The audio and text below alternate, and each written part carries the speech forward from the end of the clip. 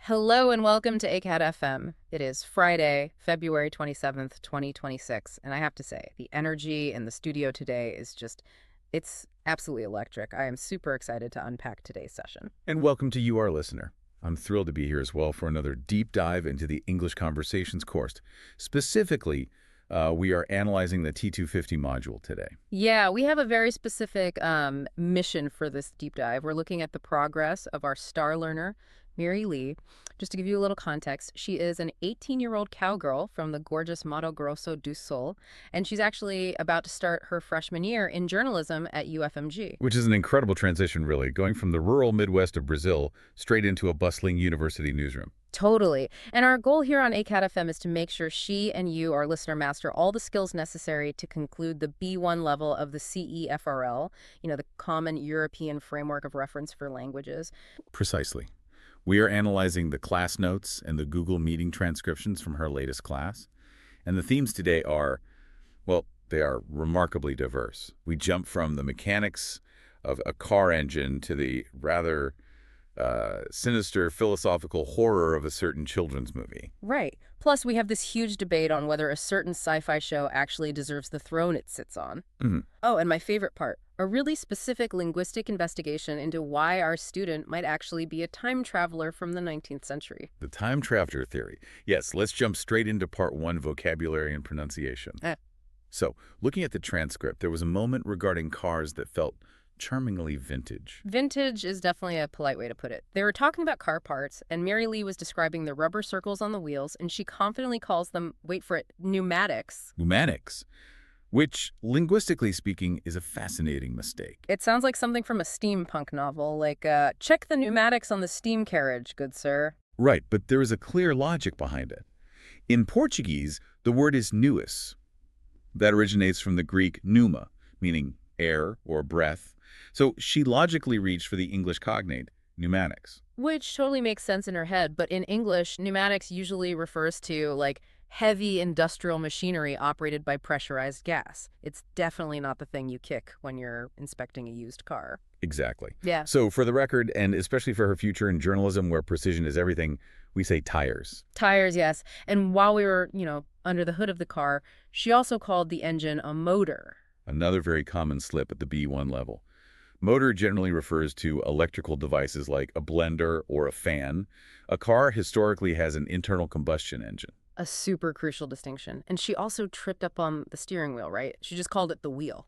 She did. And if you tell a mechanic to fix the wheel, they're going to look down at the tires. The steering wheel is the actual interface, that circle inside the cabin that you use to turn left or right. Okay, so moving from cars to spaceships, because that's just the kind of range we have today, we had some really great sci-fi vocabulary pop up in the current class notes. We certainly did. We defined a starship as a vessel or a vehicle used specifically in space. But the real struggle, and you can hear this vividly in the audio transcript, was defining a screwdriver. I saw your notes on this. You were really struggling to show it on camera, weren't you? I was desperate. A screwdriver is simply a tool used to efficiently turn screws. But in the class, I ended up using this sound effect description. I said it makes a rah-rah motion just to explain tightening a bolt. Rah-rah. I love that so much. Mm-hmm. But that actually leads us to a really interesting verb we covered, to sharpen. And this isn't just about physical tools, is it? No, and this is where we get into the beauty of word formation. Shark is the adjective. By adding the suffix en, we create the verb. So to sharpen is to make something sharp. But for a journalism student, we rarely talk about sharpening knives. We talk about sharpening arguments. Oh, that's so good. Like making your point more effective and cutting through the noise. Exactly. We also discuss the phrasal verb dust off. Literally, it means to clear away fine dirt. But metaphorically. It means to revive something that hasn't been used in a while, like dusting off an old script Or dusting off your French skills before a trip to Paris. Precisely. We also hit some heavy-hitting descriptive adjectives like stunning. Stunning is a real power word. It means very surprising or amazing. It can be positive or negative, but it stops you in your tracks. And then there was spotlighted. Think of a stage. To be spotlighted is to be highlighted or made completely evident, just like an actor under a literal spotlight. And captivating, which is something people feel naturally attracted to. But honestly, my favorite distinction you made was about the word spark. Ah, yes. Spark, meaning shiny or bubbly.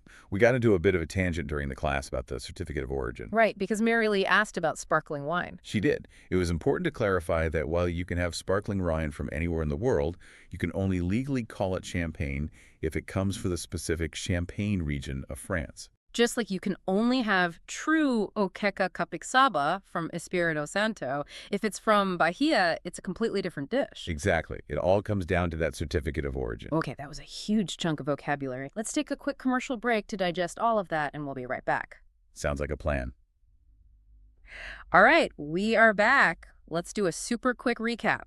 We've covered car parts that prove our student might be a 19th century time traveler, and we've sharpened our tools for some sci-fi analysis. Indeed. And to make sure these terms really stick for you, the listener, let's try a little tongue twister challenge using the vocabulary we just reviewed. Oh, I love these. Okay, here's one for you. 7 stunning starships steered through the shadowy space. 7 stunning starships steered through the shadowy space. Not bad at all. Let me give you one involving our tools. She sharpened the screwdriver to secure the steering wheel. She sharpened the screwdriver to secure the steering wheel. That sibilance is so tricky. Okay, let's shift gears to section 1.2, the past class vocabulary. The exercises covered some pretty intense legal terms. This is vital for an aspiring journalist like Mireilly. We reviewed exercises 1 through 6. The key distinctions were between to sue, to arrest, and sentence. Right, so to sue is a civil legal action. That's like when I slip on a banana peel in your grocery store and I want financial compensation for negligence. Precisely. Whereas to arrest is a police action when you break the criminal code, and the sentence is the judge's final decision, which often involves prison time. There is also that tricky distinction between fool and foolish. Yes, fool is the noun, the person. Foolish is the adjective, the behavior. You can be a brilliant Ivy League student and still do a foolish thing. Hey, but point taken, you definitely don't want to be a fool. Now, this next part is super important. Section 3, the use of language, specifically regarding politically adequate terms. Mireilly made a bit of a slip-up when describing a character. She did. She referred to a character in Coraline as an old lady. Now, while that is very common in casual chat, in a formal or journalistic context, this touches on gerontophobia, which is prejudice against the elderly. Gerontophobia, it sounds so clinical, but it's really just about respect, right? So how do we fix it? We opt for dignity. Instead of old lady, we use elderly person.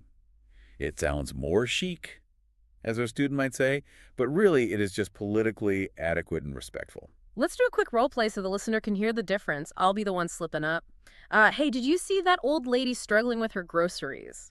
Actually, I believe that elderly person might need some assistance. Do you see the difference? It shifts the tone entirely. It really does. It's so much more professional. And this applies to other groups too, right? Absolutely. We are simply reporting on the evolution of language here, not taking a political stance, but the standard now is to use person-first language. So we say person with a disability instead of crippled, which is now considered highly offensive, Yeah. or indigenous person instead of Indian. Person-first language. I really like that.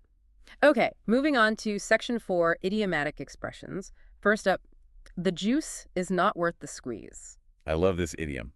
It means the effort you put into something does not yield a good enough return. Like if you spend 6 hours cooking a complicated meal and it ends up tasting terrible, the juice wasn't worth the squeeze. What about to give the edge? This means providing a competitive advantage. But in the specific text we read, it was used to imply putting credibility at risk or tipping the scales unfairly in a competition. And to stir up conversation. To incite conflict or debate. Basically, to put a log on the fire. Okay, let's do another short dialogue using the other two expressions from the notes.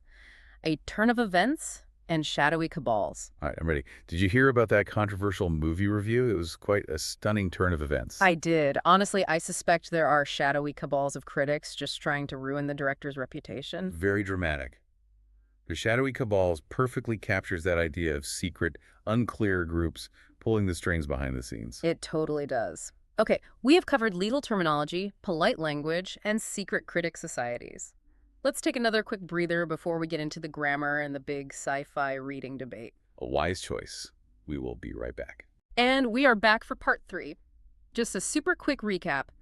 We learned to say elderly person. We know that suing is very different from arresting, and we know that sometimes, well, the juice just isn't worth the squeeze. And to keep our articulation sharp, here's one more tongue twister. The shadowy cabal stirred up a stunning controversy. The shadowy cabal stirred up a stunning controversy. Nailed it. Okay, let's get technical. Section 5, grammar. We are talking suffixes today. Suffixes are like linguistic magic. They transform the very nature of words. We saw this in Unit 129. For instance, we have the en suffix, which we discussed with sharpen. It turns an adjective into a verb, Then we have ness. which turns an adjective into a noun. Dark becomes darkness.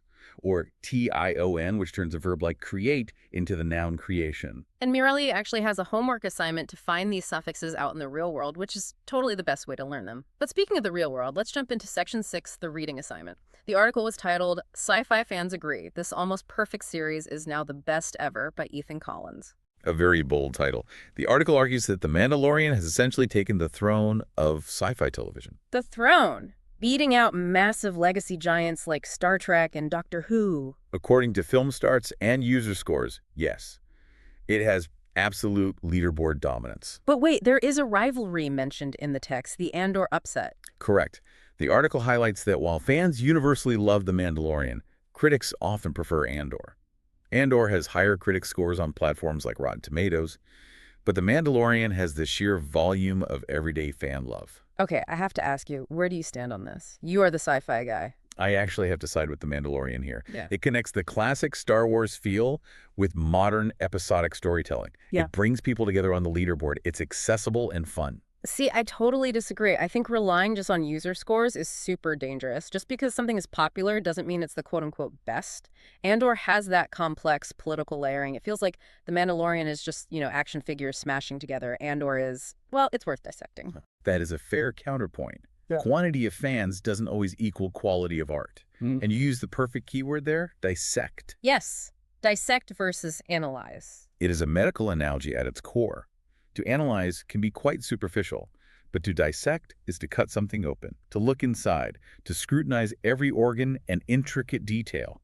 The article suggests The Mandalorian is a ride worth dissecting, worth cutting open to see exactly how its narrative engine works. I love that distinction so much. We are dissecting this class right now. Let's take one more quick pause before we get to the really sinister part of the deep dive. Prepare yourselves. We'll be right back. Okay, we are back for the final stretch of the deep dive. We've debated Star Wars, we've dissected suffixes. And let's try one last tongue twister to get us ready for the writing section. Mandalorian mercenaries made many meaningful movements. Mandalorian mercenaries made many meaningful movements. Nice alliteration there. Okay, Section 7, writing. The Coraline essay. This was fascinating. Mireilly clearly loves Coraline. Her first draft described the basic plot. Coraline moves to the Pink Palace, her parents are too busy for her, and she finds a secret portal. Standard fantasy stuff. But then, the transcript gets really dark. Very dark. Mireilly explained the concept of the other mother. In this alternate world, everyone has buttons for eyes. Buttons for eyes. And the other mother wants Coraline to stay and join them. But there is a huge catch. The terrifying catch. Yeah. She doesn't just put buttons over her eyes like glasses. She has to replace her eyes. She has to physically sew the buttons into her eye sockets. That is just horrifying. Like, eyes are the window to the soul, right? Exactly. That is the exact metaphor we discussed in class. By sewing buttons into her eyes, she is effectively giving up her soul to the other mother. She is trading her vision, her literal and figurative truth, for a comfortable, fabricated lie. And people let their kids watch this? Well, Neil Gaiman wrote it as a dark fantasy specifically for children. It explores the concept of bravery.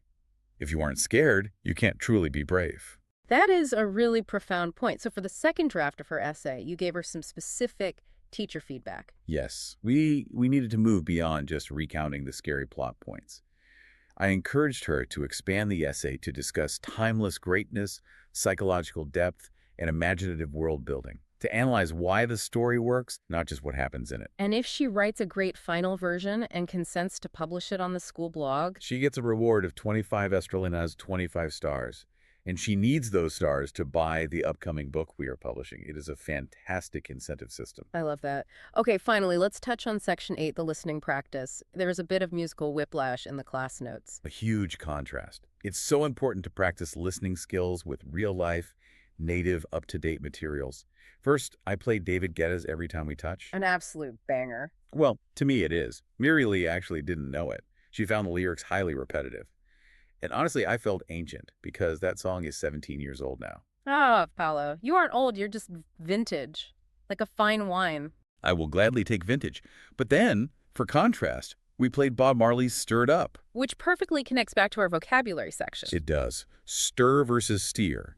You steer the car with the steering wheel, but you stir the pot, or in this case, the music. Bob Marley wants to stir it up to mix things up. It was a perfect, spontaneous linguistic connection. I just love when it all comes full circle like that. So, looking at Mireilly's performance overall. She is doing remarkably well. She's developing very solidly within the challenges of the B1 level. Her vocabulary grew by 21 words in this session alone, and her phonetics improved by 42%. Those stats are incredible. But we do have to give a very lighthearted reminder. Doing your homework is not optional. It is a core part of the methodology. She really needs to finish that core line essay. We need the ending and the lessons learned. You can't just leave us hanging with the buttons and the sewing needle. No cliffhangers allowed in homework. And looking at the bibliographic references, she also has to review the materials on Talk Android about sci-fi and that Business Insider article about vegan diets and cancer risks before the next class. And looking ahead to our upcoming linguistics scope, we have a graduation-level questionnaire prepared for the listener. We are going to be doing role plays focusing on conditional sentences, specifically discussing personal freedoms and privacy in the digital age. Oh, that is going to be super deep. Like, if I were a digital spy, I would. Exactly. Or if I had read the terms of service, I wouldn't have clicked accept. So true. Before we completely sign off, I want to go back to the literary context of Coraline. Yes. It was published in 2002 by Neil Gaiman. It has become a modern classic of Gothic children's literature. Gaiman has stated he wrote it originally for his daughters, and it really reinforces that idiom we discussed, the window to the soul. When the other mother offers those black button eyes, she is offering a false reality, a permanent blindness to the harsh truth, in exchange for a manufactured comfort. It is a powerful social and psychological lesson for anyone, not just kids. It really is. It makes you think about what we might trade for comfort in our own modern lives. Do we willingly sew buttons over our own eyes when the truth gets too difficult to look at? A very provocative thought to leave you with today. Indeed. Well, that wraps up our deep dive into the B1 material. Remember the school motto, and feel free to say it along with us. It is not only about the language. It is all about communication. See you next time.